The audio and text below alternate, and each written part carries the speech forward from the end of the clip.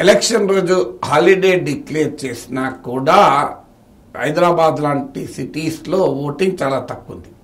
దీంతో ఒక చర్చ మొదలైంది, ఎలక్షన్ డే హాలిడే అయిందని. సో ఎలక్షన్ డే హాలిడే మేము చిన్నప్పుడు స్టూడెంట్గా ఉన్నప్పుడు చూసేవాళ్ళం. ఏదో ఒక విద్యార్థి సంఘం వచ్చి ఏదో స్టూడెంట్స్ ప్రాబ్లమ్స్ పైనే స్ట్రైక్ పిలిపించేది. స్టూడెంట్స్ ప్రాబ్లం మీద స్ట్రైక్ పిలిపిస్తే స్టూడెంట్స్ అందరూ సినిమాలకు పోయేవారు, ఇళ్ళకి పోయేవారు. ఆ సమస్య మీద ఉద్యమంలో ఉండేవాళ్ళు కాదు. సో అలాగే ఎలక్షన్ డే కూడా చాలా మందికి హాలిడేగా మారిపోయింది. గతంలో చంద్రబాబు నాయుడు జూబ్లీ హిల్స్ లో ఉన్న తన అభిమాన ఓటర్ల పైన కామెంట్ చేశాడు, నేను ఇంత డెవలప్ చేస్తే వీళ్ళు ఐపీఎల్ చూసుకుంటున్నారు, ఓటింగ్కి రాలేదు అని. సో ఎలక్షన్ డే రోజు మరి హాలిడే ఇచ్చినా ఓటింగ్ ఎందుకు రావడం లేదు జనం? అంటే ఈ హాలిడే కూడా అంతటా పనిచేస్తుందా? వాస్తవంగా ఆర్గనైజ్డ్ మన దేశంలో unorganised work force 90%. Unorganised work force అంటే ఇళ్లలో పని మనుషులుగా చేసేవాళ్ళ నుంచి మొదలుకొని డ్రైవర్లుగా పనిచేసేవాళ్ళు, సెక్యూరిటీ గార్డులుగా, ప్రైవేట్ ఎస్టాబ్లిష్మెంట్లో పనిచేసేవాళ్ళు, షాప్స్లో గుమస్తాలుగా పనిచేసేవారు. ఇలాంటి అనార్గనైజ్ సెక్టర్ చాలా పెద్ద సంఖ్యలో ఉంటారు. ఈ అనార్గనైజ్ సెక్టర్కు యాక్చువల్గా సెలవు రియాలిటీలో ఉండదు. ఎన్నికల కమిషన్ నిబంధనలు ఈ అనార్గనైజ్ సెక్టార్లు ఎవరు పాటిస్తారు? ఇప్పుడు మీ ఇంట్లో డ్రైవర్కు, మీ పని మనిషికి మీరు హాలిడే ఇస్తారా? మీ అపార్ట్మెంట్లో వాచ్మెన్కి వాళ్ళ ఎలక్షన్ డే నువ్వు హాయిగా పండుకో, ఓటేసి వచ్చి అని చెప్తారా? అందువల్ల అనార్గనైజ్ సెక్టర్ పనిచేయదు. అలాగే అనార్గనైజ్ బిజినెసెస్ ఉంటాయి, అంటే వాళ్ళు సెల్ఫ్ ఎంప్లాయిడ్ అంటారు మన ఎకనామిక్ పరిభాషలో. అంటే తోపుడు బండ్ల నుంచి మొదలుకొని ఫుట్పాత్ బిజినెస్ కావచ్చు, స్ట్రీట్ వెండర్స్ కావచ్చు, చిన్న చిన్న వ్యాపారాలు చేసుకునే వాళ్ళు కావచ్చు. వీరు ఫ్యామిలీ చిన్న చిన్న భార్యాభర్తలు కలిసో లేదా ఒక్కొక్కరో వ్యాపారం చేసుకుంటారు. ఈ అనార్గనైజ్డ్ బిజినెసెస్, పెట్టి బిజినెసెస్ సిటీలో చాలా ఎక్కువ మంది ఉంటారు. ఇప్పుడు సిటీలో స్ట్రీట్ వెండర్స్ లక్షలలో ఉంటారు, వీధి వ్యాపారం చేసుకునేవారు. వీళ్ళెవరికి ఎలక్షన్ హాలిడే అనే దాంట్లో అర్థం లేదు. ఇక ఎలక్షన్ హాలిడే ఆర్గనైజ్ ప్రైవేట్ సెక్టార్లో కూడా, మీడియం, మైక్రో, స్మాల్ అండ్ ఇండస్ట్రీస్లో కూడా ఎంత మేరకు అమలవుతుంది అనేది అనుమానాస్పదమే. ఎందుకంటే ఎలక్షన్ కమిషన్ హాలిడే ఇస్తుంది, కానీ ప్రైవేట్ ఎంటర్ప్రైజెస్ ఆ హాలిడేను పాటించవు. ఎందుకంటే ఎక్కడ మెకానిజం లేదు ఎలక్షన్ కమిషన్కు. మీకు హాలిడే ఇచ్చా, మరి మీ ఎంప్లాయీస్ను ఓటింగ్ మీరు వేయించడానికి అవకాశం ఇచ్చారా లేదని. ఏ ఎంప్లాయీ ఒక ప్రైవేట్ సెక్టార్లో పనిచేసే చిరుద్యోగి నాకు ఓటు హక్కు వినియోగించుకోవటానికి మా యజమాని సెలవు ఇవ్వలేదని చెప్పి ఎలక్షన్ కమిషన్ కంప్లైంట్ ఇస్తారా? కంప్లైంట్ ఇస్తే ఎలక్షన్ కమిషన్ పట్టించుకోదు, కానీ ఇక్కడ ఉద్యోగం పోతుంది. అందువల్ల అలా ఎవరు కూడా ఆచరణలో కంప్లైంట్ చేయరు. అందువల్ల there is no enforcement mechanism, there is no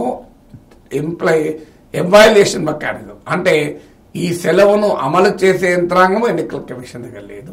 ఆ తర్వాత సెలవు అమలైందా లేదా పర్యవేక్షించి పరిశీలించే యంత్రాంగం కూడా ఎలక్షన్ కమిషన్ లేదు. ఎన్నికల తర్వాత ఎవరి పని వాళ్ళే బిజీగా ఉంటారు. ఎన్నికల్లో ఎన్ని ఓట్లు పడ్డా లెక్కలు చెప్పడానికి ఎన్నికల కమిషన్ రోజులు పడుతున్న సమయంలో ఇలా ఎవరు ఓటు హక్కు వినియోగించుకొని ఇచ్చారు లేదు అని చూస్తుందా? అందువల్ల ఆర్గనైజ్డ్ ప్రైవేట్ సెక్టార్లో కూడా చాలా చోట్ల ఇది అమలు కావడం లేదు. మరి ఎక్కడ అమలవుతుంది?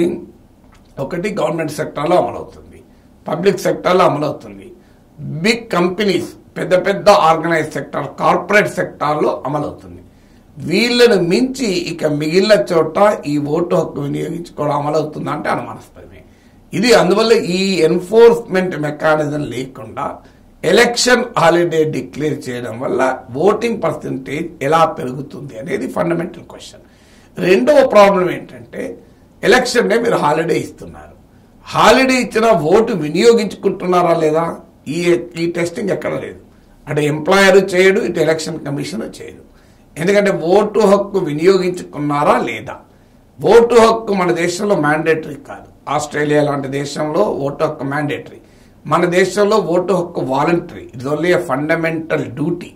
అంటే ప్రభుత్వ రాజ్యాంగం ఒక బాధ్యత మీ పైన పెట్టింది, కానీ ఈ బాధ్యత ఒకవేళ అది నిర్వహించకపోతే ప్యూనిటివ్ యాక్షన్, శిక్ష ఏమి ఉండదు.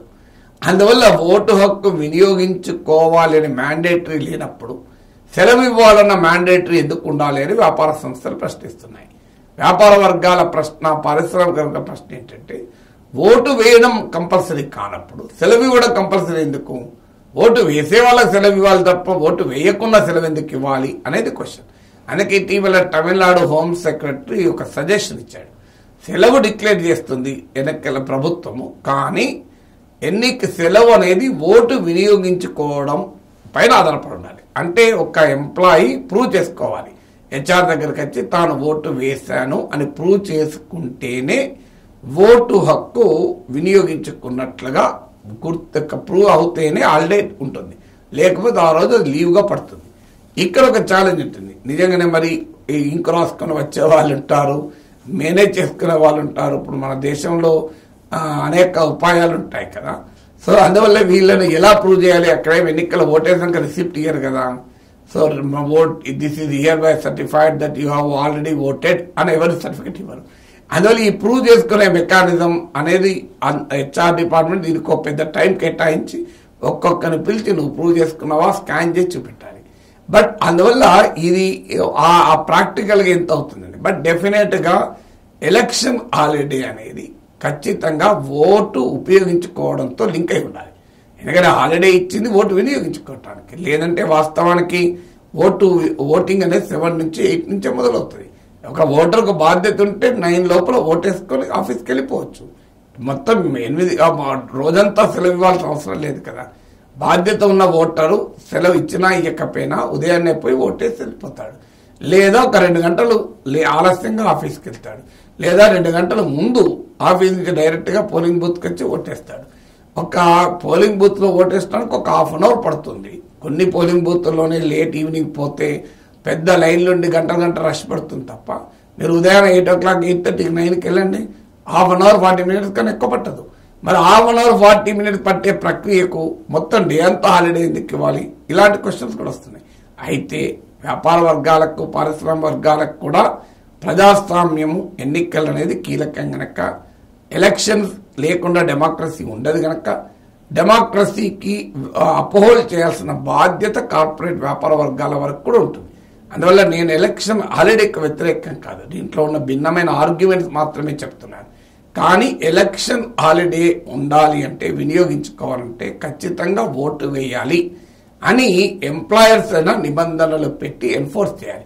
లేదంటే హాలిడే ప్రభుత్వం ఇస్తుంది, ఓటు మాత్రం వేయడం అంటే ఇది బాధ్యతారహితం అవుతుందా కదా?